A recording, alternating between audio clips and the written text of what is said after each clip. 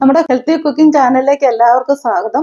ഞാൻ ഇന്നിവിടെ ചെയ്യുന്നത് നമ്മുടെ ചാനലിന്റെ പേരിനെ അന്വർത്ഥമാക്കുന്ന വിധത്തിലുള്ള ഒരു വളരെ ഹെൽത്തി ആയിട്ടുള്ള ഒരു സ്മൂത്തിയാണ്. എല്ലാവർക്കും കഴിക്കാം, കുഞ്ഞുങ്ങൾ തൊട്ട് പ്രായമായവർക്ക് വരെ കഴിക്കാവുന്ന വളരെ ഹെൽത്തി ആയിട്ട് വളരെ നാച്ചുറൽ ആയിട്ടുള്ള ഇൻഗ്രീഡിയൻസ് മാത്രം ഉപയോഗിച്ച് ചെയ്യുന്ന ഒരു ഹെൽത്തി കുക്കിംഗ്. നമ്മുടെ ബ്രേക്ക്ഫാസ്റ്റ് ഒക്കെ ഒന്നും നമ്മൾ മാറ്റി പിടിക്കുകയാണെങ്കിൽ ഈ ഒരു ഐറ്റം നമുക്ക് ബ്രേക്ക്ഫാസ്റ്റിനായിട്ട് എടുക്കാം.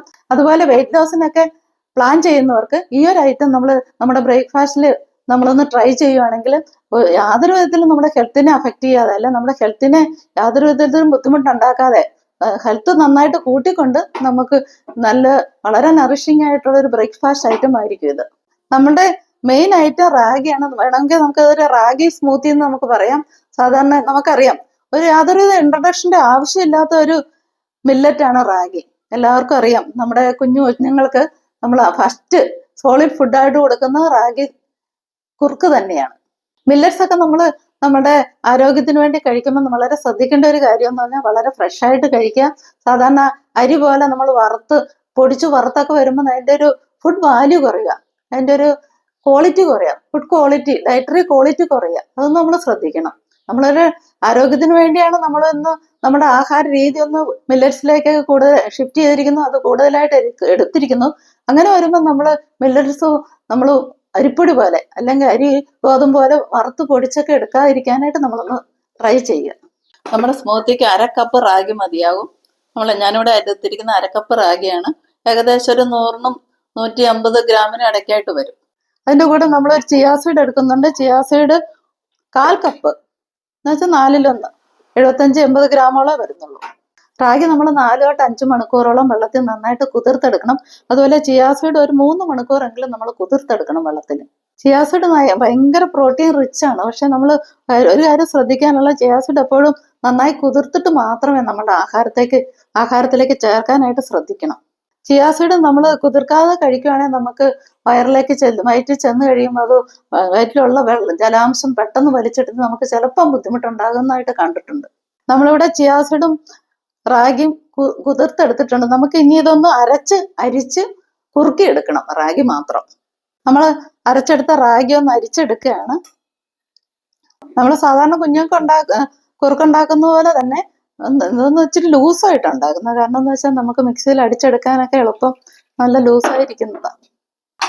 ഞാൻ ഈ റാഗി ഒന്ന് കുറുക്കിയെടുക്കണം. നമ്മുടെ മാതാപിതാക്കളൊക്കെ നമ്മളുടെ ആദ്യത്തെ ഭക്ഷണമായിട്ട് നമുക്ക് റാഗി തന്നിട്ടുണ്ട്. അവരെത്രയോ കറക്റ്റായിട്ടാണ് ഇതിന്റെ ന്യൂട്രീഷണൽ വാല്യൂ ഒന്നും അറിയാതെ തന്നെ ഈ ഒരു ഫുഡ് കുഞ്ഞുങ്ങൾക്ക് കൊടുക്കാനായിട്ട് കാണിച്ചിരുന്ന ഒരു അവബോധം നമുക്ക് എടുത്തു പറയേണ്ട ഒരു കാര്യമാണ്. കാരണം കുഞ്ഞുങ്ങളുടെ എല്ലിന്റെ വളർച്ചയ്ക്ക്, പല്ലിന്റെ വളർച്ചയ്ക്ക്, കണ്ണിന്റെ വളർച്ചയ്ക്ക് അവർക്ക് നല്ല പ്രോട്ടീൻ റിച്ചുമാണ്. അവരുടെ മൊത്തത്തിലുള്ള മസിൽ ഡെവലപ്മെന്റിന്റെ ഒക്കെ വളരെയധികം പ്രയോജനം ചെയ്യുന്ന ഒരു മില്ലറ്റാണ് റാഗി. നമ്മളിവിടെ റാഗി കുറുക്കി എടുത്തിട്ടുണ്ട്. ഒരു നല്ല ലൂസായിട്ടാണ് കുറുക്കിയിരിക്കുന്നത്. നമ്മൾ കുറുക്കാക്കി എടുത്ത റാഗി നന്നായിട്ട് തണുത്തതിന് ശേഷമേ നമ്മൾ മിക്സിയിൽ സ്മൂത്തി ആയിട്ട് അടിച്ചെടുക്കാൻ പറ്റത്തുള്ളൂ. നമ്മുടെ റാഗി കുറുക്ക് ഇവിടെ തണുത്തിട്ടുണ്ട്, നന്നായി തണുത്തിട്ടുണ്ട്. നമ്മൾ ഇനി ഇതിലേക്ക് ചേർക്കുന്ന ഇൻഗ്രീഡിയൻസ് എന്ന് പറഞ്ഞാൽ 2 റോബസ്റ്റ പഴം, 8 ഈത്തപ്പഴം, നല്ല മധുരമുള്ള ഈത്തപ്പഴമാണ് എടുത്തിരിക്കുന്നത്, കുരു കളഞ്ഞെടുത്തിട്ടുണ്ട്. കുതിർത്ത ഒരു 7 കശുവണ്ടി, കുതിർത്ത 7 ബദാം, അതിൻ്റെ കൂടെ 3 ഏലക്ക. നമ്മുടെ സ്മൂത്തിയിലേക്ക് നമ്മൾ 1 തേങ്ങയുടെ പാലും കൂടി എടുത്തിട്ടുണ്ട്. അതിൻ്റെ കട്ടിപ്പാൽ തന്നെയാണ് എടുത്തിരിക്കുന്നത്. വെള്ളം കുറച്ച് ചേർത്തിട്ട് ഒരു ചെറിയ തേങ്ങയുടെ പാലും കൂടി എടുത്തിട്ടുണ്ട്. നമ്മുടെ തേങ്ങാപ്പാൽ എല്ലാവർക്കും ഒരു സംശയമുണ്ട്, വളരെയധികം കൊളസ്ട്രോൾ ഉണ്ടാക്കുന്ന ഒരു ഭക്ഷണ പദാർത്ഥമാണെന്ന്. അങ്ങനെയല്ല. ശരിക്കും നമുക്ക് കൊളസ്ട്രോൾ ഒന്ന് സ്റ്റേബിൾ ചെയ്യാനും നമ്മുടെ ആരോഗ്യത്തിന് വളരെ ഉതകുന്ന ഒന്നാണ് തേങ്ങാപ്പാലും. നമ്മുടെ ആഹാരത്തിൽ എപ്പോഴും നമ്മൾ കൂടുതലായിട്ട് തേങ്ങാപ്പാലും ഉൾപ്പെടുത്താനായിട്ട് നമ്മൾ ശ്രമിക്കണം.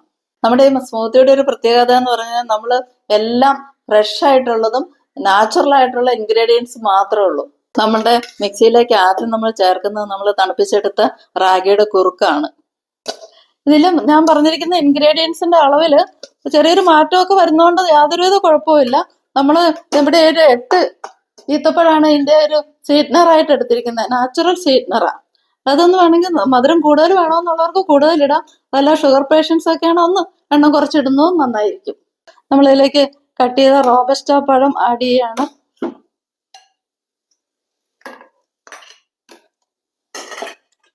പിന്നെ തേങ്ങാപ്പാൽ നമ്മൾ ആഡ് ചെയ്യുന്നു. കുതിർത്തെടുത്ത കശുവണ്ടിയും ബദാമും 3 ഏലക്ക ഞാൻ ആഡ് ചെയ്തിരിക്കുന്നത്. ഏലക്കയ്ക്ക് വേണമെങ്കിൽ ഒന്ന് തൊണ്ട് കളഞ്ഞ് അതിന്റെ തരി മാത്രമായിട്ട് ഇടുന്നതിനും കുഴപ്പമൊന്നുമില്ല. നമ്മുടെ കുതിർത്ത ചിയാ സീഡ് നമ്മൾ ലാസ്റ്റാണ് ചേർക്കുന്നത്. കാരണം ഒത്തിരി അങ്ങ് അറിഞ്ഞ് ചേരേണ്ട ഒരു ആവശ്യമില്ല. ഇത്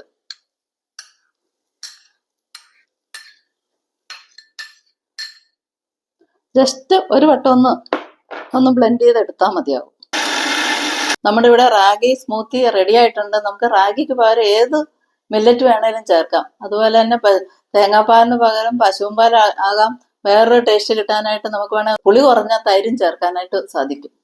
അത് ഓരോരുത്തരുടെ മനോധർമ്മം അനുസരിച്ചും നമുക്ക് അവൈലബിൾ ആയിട്ടുള്ള ഇൻഗ്രീഡിയൻസിന്റെ അവൈലബിലിറ്റി നോക്കി നമുക്ക് ഇതൊന്ന് റീമേക്ക് ചെയ്യുന്നതിന് കുഴപ്പമൊന്നുമില്ല. എപ്പോഴും നാച്ചുറൽ ആയിട്ടുള്ള ഇൻഗ്രീഡിയൻസ് ഇതിൽ ചേർക്കാനായിട്ട് നമ്മൾ എപ്പോഴും ശ്രദ്ധിക്കുക.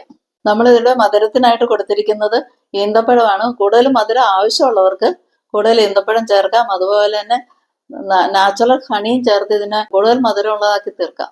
നമ്മൾ സാധാരണ എടുക്കുന്ന പുട്ടിനോ അതുപോലെ അപ്പമൊക്കെ പോലെയുള്ള പച്ചരി കൊണ്ടുണ്ടാക്കുന്ന പോളിഷ്ഡായിട്ട് പച്ചരി കൊണ്ടുണ്ടാക്കുന്ന ബ്രേക്ക്ഫാസ്റ്റിന് പകരം വളരെ സ്വാദിഷ്ടമായിട്ടും വളരെ ചെലവ് കുറഞ്ഞും വളരെ എളുപ്പത്തിലും ഉണ്ടാക്കാവുന്ന ഒരു ബ്രേക്ക്ഫാസ്റ്റിന്റെ ഒരു ഐറ്റമാണ് ഞാൻ നിങ്ങളെ പരിചയപ്പെടുത്തുന്നത്. എല്ലാവരും ഇത് ട്രൈ ചെയ്യുക.